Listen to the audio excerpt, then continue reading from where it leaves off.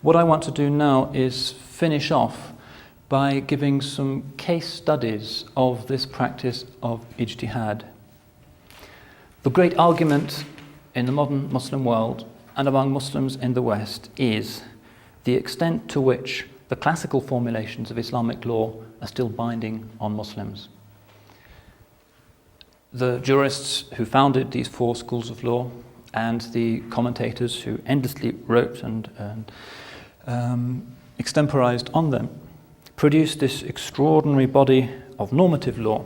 Is that to be considered authoritative for all time, or do we need a new ijtihad that will bring Islamic law into a state at which it can be regarded as completely morally coherent, socially relevant, given that we no longer live in a medieval society?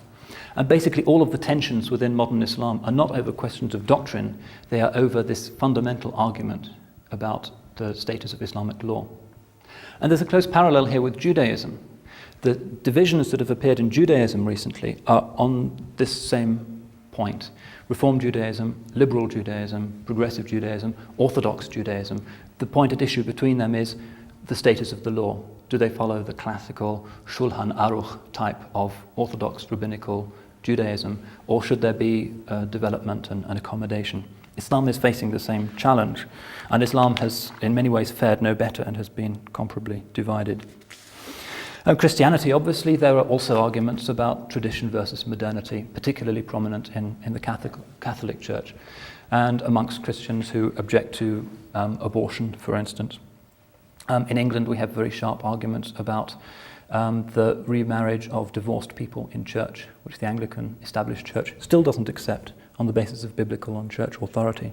So this argument is not unique to Islam, but perhaps it presents itself with particular sharpness in the Islamic context because of the disproportionate importance of rulings, of rules in Islam as compared, say, to Christianity.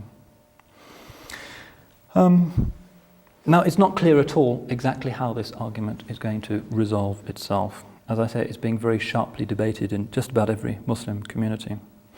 What I want to do is to sketch the nature of the argument as it has developed in the past 20 years or so, relating to a few specific issues. Islamic law purports to cover every aspect of life. Obviously, I can't talk about what it says on every aspect of life, but I'll give you a few case studies in the few minutes remaining to us.